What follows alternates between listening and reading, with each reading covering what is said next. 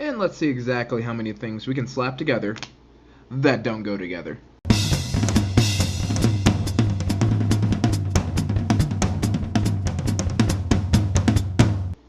Hey guys, it's Bats here, and I'm coming at you guys with another new deck profile. So for the spring April format of Yu-Gi-Oh! I wanted to go ahead and do a Wacky Wednesday deck profile. So if you guys haven't checked out the Joker of Yu-Gi-Oh's channel, you need to go check him out. He's a pretty fun sort of guy there. And there was a thing he used to do before university really started up for him. It was a Wacky Wednesday. So every Wednesday he'd go through and he'd go ahead and take a little bit of a weird deck, a non-meta sort of deck, and go ahead and go through it. People would submit those to him, and then he'd go ahead and do something funky. But, you know, he's been so busy, and I just figured, hey, you know what? I wanted to go ahead and do something funny, too. So I decided to go ahead and make an ABC Metalfoes Deck Profile for you. So I'll go ahead and break it down piece by piece so you guys know exactly how it works. Then we're going to send it to the Joker, and we're going to force him to play it. So let's go ahead and get started. Okay guys, so starting off with the monster lineup, I'm breaking this up into engines. So for the ABC engine, we're going with A Assault Core ×2, B Buster Drake ×2, and C Crush Wyvern ×2, because these are more of an engine. They're not really actually the fundamental part of the deck. The fundamental part of the deck is the Metalfoes. These are all just kind of flavor pieces. The ABC Dragon Buster is an outstanding boss monster, and it's very easy to get into, and it's actually pretty compatible with all these. You guys all know their effects, so we won't waste time going over those. And now for the summoning engine, we have Rescue Rabbits over here, as well as one Astrograph Sorcerer to help you get into those link plays there. But the Rescue Rabbits are mainly to go ahead and bring out the little Metalfoes so that you can get to your Electromite plays faster off of one normal summon. You don't have to do anything wacky or janky to do it. So that's a nice little piece there. That's assuming you're not getting into Decode Talker first turn. And then now that we're on the subject of the Metalfoes, let's go ahead and talk about them. So we got 12 of the normals. So we got 3 Steelin, 3 Silver Red, 3 Gold Driver, and of course 3 Volflame right here. So this is a standard lineup. I love the flavor text on these cards. They're all psychic, so the lower level ones actually work with emergency teleport if you really want to. I didn't have space for that, but I just thought that'd be a nice thing that you guys would want to know about. So that's what we have there. And moving on, we're talking about removal. So we got 2 hand traps, the Ghost Ogre, and Snow Rabbit. We got 2 of those. I would have been running 3, but Astrograph Sorcerer is also a hand trap, so we're going to leave that alone. And then, of course, we're running 3 Kaiju, and I'm guessing you guys are wondering, why are we running these in the main deck and not in the extra deck, especially since we're using the level 8 ones and the weird level ones. Well, we'll go ahead and break that down for you. It was actually a consistency piece. The consistency was actually superior with the Kaijus in the main deck, oddly enough. So moving on to the spells. Needless to say, 3 Union Hanger is always a good sort of thing to have, and 2 Terraforming. I considered bumping it up to 3, and it wasn't bad having 3, and I always had fodder for the ABC Dragon Busters, so that's always nice. And then we're talking 2 Painful Decisions to search for your Metalfoes scales. These could also be things like, I guess, Unexpected Die, or you could also use Summoner's Art to get monsters out there and to search more monsters, but the search is for 3/4 through your scales. It's not a big deal. And we also have the full Metalfoes Fusion and the Metalfoes Fusion, just as targets for the Metalfoes monsters.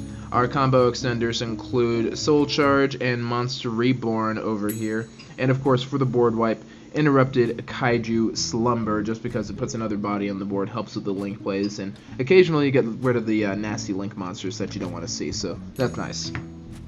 And last in the main deck, certainly not least, the trap. So obviously for the Metalfoes engine, we have the Metalfoes counter and the Metalfoes combination. Big thing about the Metalfoes combination, though, is if you do have a smaller Metalfoes fusion monster in the graveyard, and you do special summon, let's say, an ABC Dragon Buster, or excuse me, fusion summon an ABC Dragon Buster, you can actually pull the smaller ones back out of the graveyard, which is actually really nice. I like that. So unexpected synergy. And of course we have a Solemn Brigade just to round off the traps. So you could probably play more combo pieces in place of this, but I just like having the strikes just in case of brick. And that's what that is. And because this is a highly fusion-based deck, it's only right that we start with the fusion monsters. Let's talk about the Metalfoes. One Alcahest, one Mithrilium, and then one Orichalc. Orichalc is really just for the Piercer. The Mithrilium, as you guys know, that's a busted card, recycles as well. And then the Alcahest is good targeting removal, which is pretty nice. We also have the ABC Dragon Busters, but this is going to be the big boss monster over here and a big control piece and an enabler for OTKs, gets you back into a decode talker if you tag out on your opponent's turn, so that's pretty nice. Got a bit of a toolbox. For the rank 3, the sole rank 3 rerun is Phantom Knight's a Breaksword. And then for the rank 4s, Tsukiyomi for those rogue ABC pieces lying around. Castell because it's generic rank 4 removal. Baguska because it's generic rank 4 stun. XYZ Rebellion Dragon because I couldn't squeeze in a Utopia package. And of course, number 11, Big Eye, because that ruins your opponent's boards. Now, to wrap it all up, the Proxy Dragon, 2 Heavy Metalfoes Electromite, and Decode Talker. You'll usually get into your Decode Talker first turn if you get the good ABC combination. If not, and you get a Rescue Rabbit, you'll get into the Electromite, you'll be able to do some serious damage, recur some advantage, and then still probably be able to make an ABC Dragon Buster. And the Proxy Dragon is just because it's super generic. The problem with Underclock Taker is that it only works with effect monsters, and unfortunately, approximately half the deck here is normal monsters, so we can't always get into Underclock Taker, which is a little bit of a problem. So we opted for Proxy Dragon to do the Link Climb and to get more monsters on the board. That is it. I mean, if we're talking side, this is one that we're going to make Joker play, because I'm that sort of guy. We're going to make him play 2 Ghost Reaper and Winter Chairs. There's a lot of generic Link targets in here. When I say a lot of generic, I mean a couple.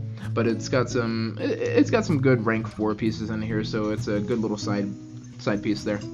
Another good one is Dimensional Barriers. This is mainly for the Mirror match and for the Pendulum matchup.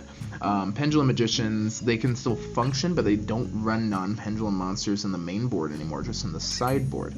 And the thing about this deck is it doesn't stop you from pendulum summoning within of itself, it just stops pendulum monsters. So what you can still do is you can still pendulum summon your rogue ABC pieces, and then overlay, and then you can fuse, and a whole bunch of other stuff, so you still have plays under Dimensional Barrier, which is nice.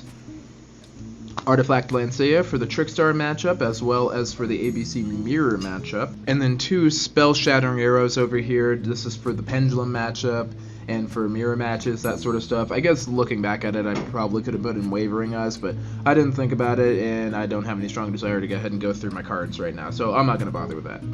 And then a couple of Mystical Space Typhoons. I suppose Cosmic Cyclone would also be appropriate. Great for the Draco match. Great for spot removal.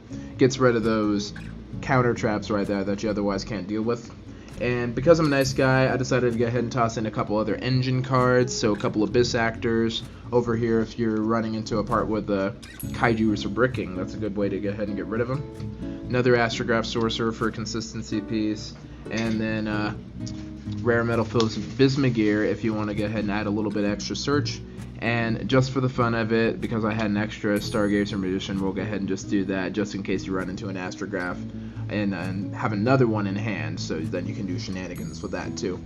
Alright, but that is it for the deck profile. Also, before I forget, a shout out to my homies over at Team Outcast, Anna and Corey, for giving me the hookup on this sweet little Death Note mat over here.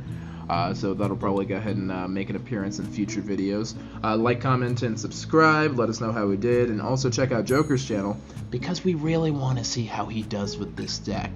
It's not about winning or losing, it's about watching the world burn. And that's coming from the Ace of Bats, who, on that bombshell, is signing out.